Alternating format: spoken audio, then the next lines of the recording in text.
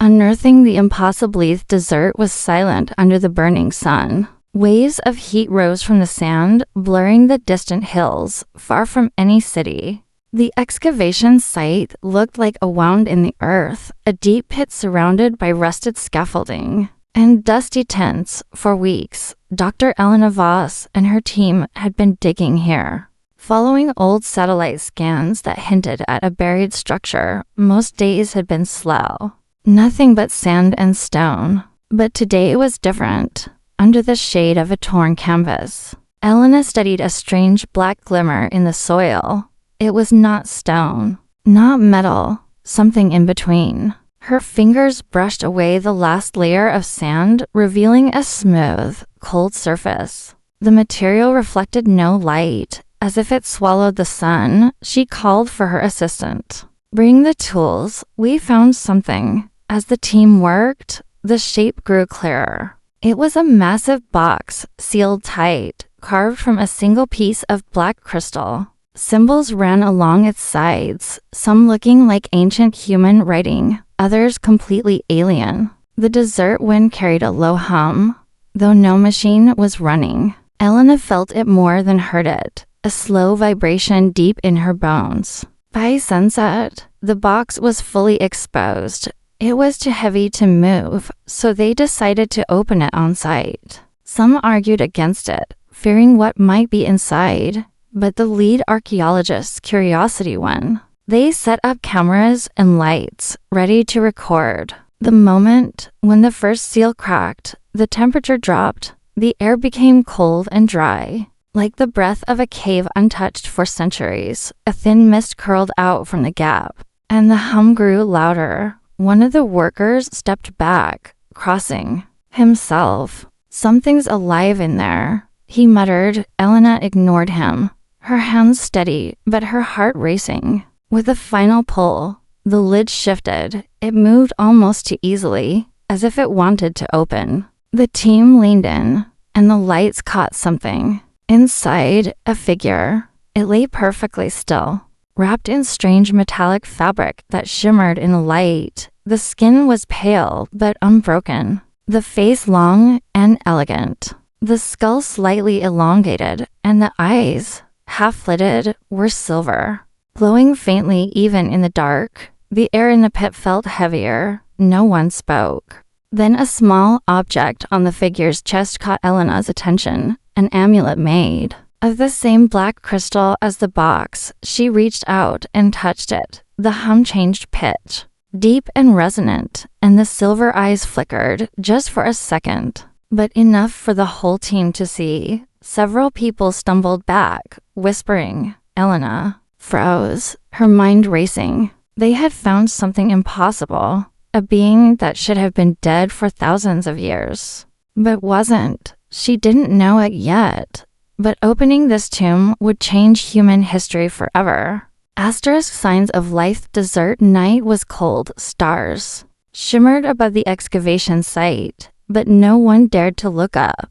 All eyes were fixed on the strange figure lying in the open sarcophagus. Dr. Elena Voss had ordered it moved to the temporary lab tent, lit by harsh white lamps. Every movement of the alien body was slow and careful, as if it might shatter like glass. It didn't. The skin was pale, almost translucent, with faint silver lines running under the surface like veins. The clothes were unlike anything the team had seen, threads of metallic fiber woven into patterns that shifted when the light hit them. The amulet on its chest still pulsed with a soft, steady glow, sending ripples through the air like heat. From afar, they began running tests. Carbon dating was useless. The readings were erratic, spiking and vanishing. Chemical scans of the skin and hair returned unknown elements. Most unsettling of all, the alien's body temperature was slightly higher than the freezing air around it. It was not decaying. It was maintaining. One of the scientists, Dr. Malik, leaned closer to examine the amulet. He tapped his scanner, frowning. "This thing is active," he whispered before Elena could stop him. Malik gently lifted the amulet from the alien's chest. The glow brightened instantly. A sudden sound filled the tent, not from any speaker, but from everywhere at once. It was a deep, resonant tone, almost like a heartbeat. Then the alien's fingers twitched. Everyone froze. The movement was small, but deliberate. Malik stumbled back, knocking over a tray of tools. Elena's eyes widened. She had seen reflexes in preserved bodies before, but this was not a reflex. The heartbeat sound deepened, and the alien's lips moved. A whisper escaped, too faint to be a word. Yet it filled the minds of everyone in the room. No one understood it, but they all felt it. A cold rush of fear mixed with something older, like the memory of a nightmare. One of the junior researchers, pale and shaking, muttered, "This isn't a corpse. This is a prisoner." Elena shot him a sharp look, but deep down, she wondered the same. The amulet pulsed again, this time sending a faint shockwave through the tent. The lights flickered. Equipment beeped, and several monitors showed brief flashes of strange symbols. They looked like a map, or maybe a warning. Eleanor reached out, placing the amulet back onto the alien's chest. The glow softened. The heartbeat slowed, and the figure stilled again. But she knew it was not gone. It was waiting. Outside, the desert wind howled against the tents. No one noticed the faint shimmer on the horizon. Something was moving out there, far beyond the camp lights, and it was moving toward them. Astor's The Awakening camp was silent except for the soft hum of the generators. Inside the main lab tent, the alien lay in the black crystal sarcophagus, the amulet pulsing faintly on its chest. Dr. Elena Voss sat at her desk, reviewing the strange symbols that had flashed on the monitors earlier. They were unlike any language in human history, yet part of her felt they meant something important. It was past midnight when the first camera alarm went off. One of the security feeds showed movement inside the lab. Elena frowned. There was no one in there. She switched to another angle. Her stomach tightened. The alien's eyes were open. They glowed faintly silver in the dim light, unblinking. The fingers moved slowly, brushing against the metallic threads of its clothing. Its head tilted slightly, as if listening to something far away. Then its mouth opened. A low, layered voice spilled out, not from its throat, but in every direction. The sound was like two voices speaking at once, one deep and ancient, the other sharp and fast. No one could understand the words, yet every syllable carried weight.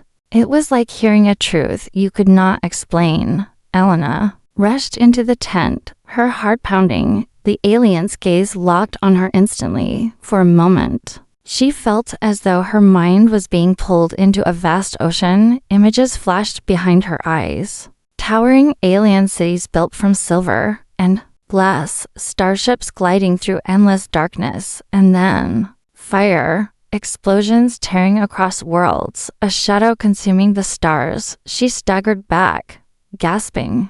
Around her, the rest of the team stumbled in, each one pale and shaken. They had seen it too. The alien's voice rose, echoing in their heads. The amulet flared with bright light. The hum from earlier returned, stronger now. Rattling the equipment, papers flew from the tables, monitors flickered, and the air grew heavy. Suddenly, the alien sat up. The movement was smooth, almost graceful. It studied the room as if searching for something. Then, in a voice strained but clear, it spoke a single sentence in broken human words. "The war comes." The words hung in the air like a physical weight. Elena stepped forward cautiously. "What war?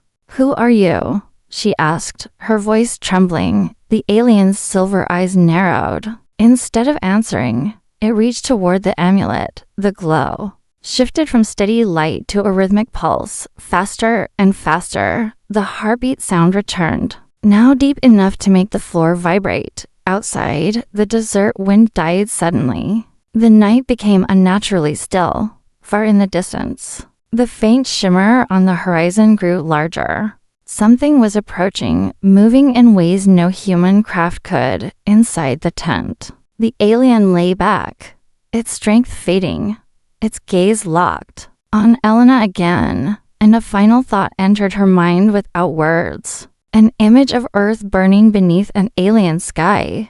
Then its eyes closed, the amulet dimmed, and the silence that followed felt far more dangerous than the noise that came before. Asterisk.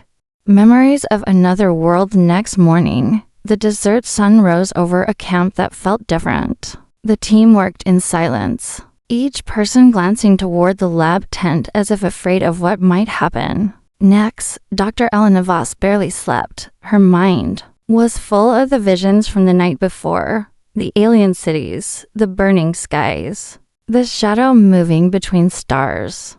She could still feel the weight of the alien's gaze in her thoughts. By midday, the alien stirred again. Its eyes opened, slowly, silver light shimmering within. This time, there was no sudden burst of power. Instead, Elena felt a gentle pull, like a door opening in her mind. She didn't fight it. Images flooded in, clear, vivid, and so real she could smell the air. She was no longer in the desert. She stood on a vast platform made of black crystal, overlooking a city of towers. Shaped like flowing rivers frozen in time, flying craft glided between them silently, leaving trails of soft light. The sky was a deep violet, filled with two moons. It was beautiful. But then the scene shifted. The sky darkened from above. Enormous shapes descended, sleek, jagged ships that glowed with a sickly green light. The alien she had found was there, alive and strong, wearing armor made of the same metal threads as its clothing now. It led others into battle, their weapons firing streams of pure energy. The attackers were strange, long, shadowy figures with too many limbs, their movements fast and wrong, as if time bent around them. The memory shifted again. A council chamber. Tall figures in silver robes speaking in deep, resonant voices. The alien stood before them, holding the black crystal amulet. The words were not in any human tongue, yet Elena understood their meaning. It was a mission to travel to a distant, young world called Earth, to watch over its people, and to prepare them for a war they did not yet know existed. The final image was of a great ship leaving the aliens' world, crossing the stars, and arriving on Earth thousands of years ago. It landed in secret, hidden beneath the desert sands. The alien entered the crystal tomb willingly, sealing itself away until the time was right. The vision ended abruptly. Elena gasped. Stumbling back into the lab tent, the alien's gaze met hers, and a thought formed in her mind, not in words, but as truth. They are coming again. She understood now. The Voidborn, the shadow creatures from the vision, had destroyed the alien's world, and now they were returning. The amulet was not just a relic. It was a signal, a key, and a warning. Elena looked at her team, her voice low but steady. This wasn't just a discovery, she said. This was a message left for us outside. The shimmer on the horizon was larger now, too large to be human, too close to be safe. Asterisk. The messagey alien sat upright in the sarcophagus, its silver eyes burned with a strange light, steady and unblinking. Dr. Elena Voss felt the pull in her mind again, but this time there was no vision of the past. Instead, there was a direct thought, clear, sharp, and impossible to ignore. The war comes. Choose your side. The words echoed in her skull like a drumbeat. Her mouth went dry. What war? Who are the enemy? She asked aloud. The alien didn't answer with speech. Instead, it raised one long, pale hand and pointed toward the far corner of the lab tent. There, half buried under a crate of excavation tools, lay a slab of black crystal. No one remembered bringing it in. It seemed to hum faintly. The alien gestured for it to be brought closer. When they set it before him, He touched the amulet to its surface. At once, the slab lit up. Lines of bright silver spread across it like cracks in glass, forming shapes. A map began to appear, not of Earth, but of the stars. Hundreds of points of light scattered across. A black background, some glowed white, others pulsed red. One red mark began to blink slowly. Elena felt her stomach drop. It was Earth around it. Dozens of other red points formed a slow-moving wave. Closing in from different directions, the alien's voice filled her head again. The Voidborn have tasted your world before. They returned to finish. The map shifted, zooming out until an even larger network of stars came into view. Elena noticed several bright blue points among them. The alien's gaze followed hers. Allies, it said. If they answer the call, then the amulet's glow intensified. A pulse of light shot upward through the tent roof. Disappearing into the sky, the hum deepened, making the floor vibrate. Outside, the desert wind suddenly died, replaced by a stillness so heavy it felt unnatural. Members of the team stared upward. The night sky shimmered faintly, as though something unseen had just rippled through it. Malik, his voice shaking, asked, "What did you just do?" The alien lowered its hand slowly. Its silver eyes locked on Elena. "I have called them," it said. "But the enemy will hear as well." The weight of the statement sank in. This was no quiet archaeological discovery anymore. The moment the signal left Earth, the clock began to tick. Whoever or whatever was coming would not take long. Far away, beyond the reach of human eyes, something stirred in the darkness between stars. And somewhere closer, something else stirred too. Not a friend, but a hunter, already on its way. Elena glanced at the glowing star map one last time. Her heart pounded. History was about to change. And there was no going back. Astros, the enemy awakens night, had fully settled over the desert. The excavation site lay under a sky thick with stars, yet the air felt heavier than before. Dr. Elena Voss stood outside the lab tent, staring upward. The pulse of light from the amulet was gone now, but she felt its echo. It was like the air itself was holding its breath. Inside, the alien sat still, its silver eyes half closed as if listening to something only it could hear. The star map remained active on the black crystal slab, the red points slowly moving toward Earth. The closest one blinked faster than the rest. Then, the radio in the security tent crackled sharply. A voice came through, urgent, breathless. "Control to Voss. You need to see this, now." She ran inside, Malik and to others following close behind. The monitor showed a live feed from one of the orbital satellites. Against the blackness of space, several small objects were moving. They were not meteors. Their speed was steady, their paths deliberate. 3 incoming contacts. The voice on the radio said, "No transponder codes, no communication. Signals, moving faster than any known craft." The image sharpened as the camera zoomed. The objects were dark, jagged, and unnatural. They seemed to shift in shape as they moved, as if their outlines refused to stay still. The alien in the lab opened its eyes fully. "They have heard," the voice echoed in their minds. "The Voidborn have come to hunt." One of the objects passed close to the satellite. For a moment, the camera caught a clear glimpse, a long, curved structure with too many limbs, each tipped with hooked blades. Its surface glistened like wet stone, and along its length pulsed lines of faint green light. Then the feed went dead, the screen dissolving into static. In the camp, the ground began to tremble softly, not from an earthquake, but from something moving in the sky.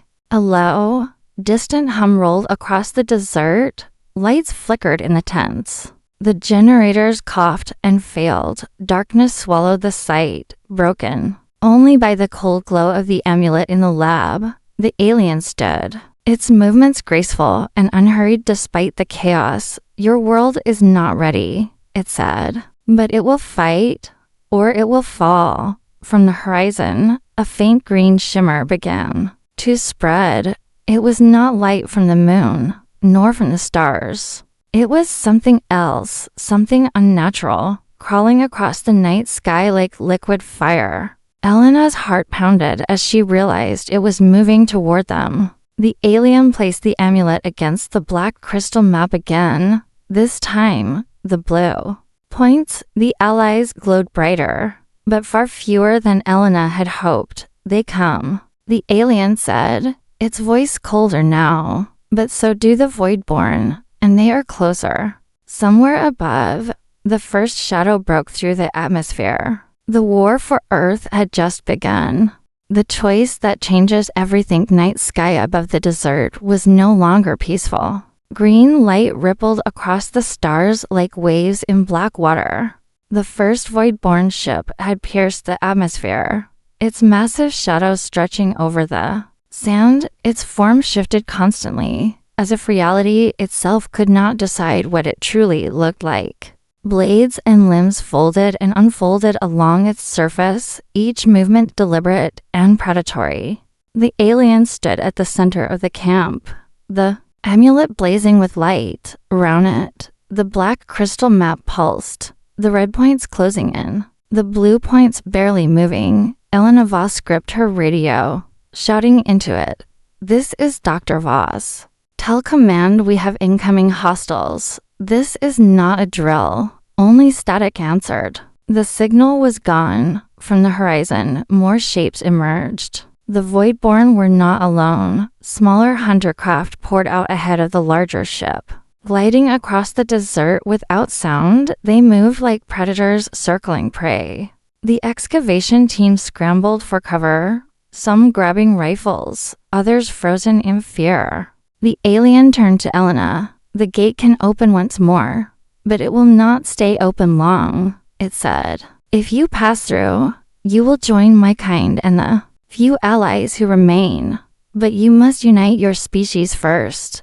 There is no victory divided." Elena's breath caught. If they went through the gate, humanity would have a chance to prepare. If they stayed, they would fight now, likely lose. But they would defend Earth directly. It was a choice between survival and sacrifice. Before she could answer, the sky cracked open. A new light spilled through, cold and silver. From it descended ships unlike the Voidborn's jagged horrors. They were smooth, crescent-shaped, moving with the grace of ocean creatures. The blue points on the map flared. The allies had arrived. The alien looked at her again. "The decision is not mine," it said. "It is yours. Lead them through the gate, or lead them into battle." The first allied ship fired, a beam of pure white energy slicing one of the hunter craft in half. The explosion lit the desert in blinding light. The Voidborn responded instantly, their green fire lancing through the sky, striking one of the crescent ships and tearing it apart. The ground shook violently, sand and debris whipped through the air. Elena's team looked to her, waiting for her word. The alien extended its hand toward her. The amulet glowed brighter than ever, casting long shadows across the camp. Elena's voice was steady when she spoke. "We fight here," she said. "Earth stands now." The alien's silver eyes narrowed in approval. The amulet pulsed once. A sound like a distant war drum rolled across the desert. Above, a light. Ships dove into the Voidborn swarm, beams of light and green fire tearing through the night. The battle for Earth had begun, and history, as the alien had promised, would never be the same.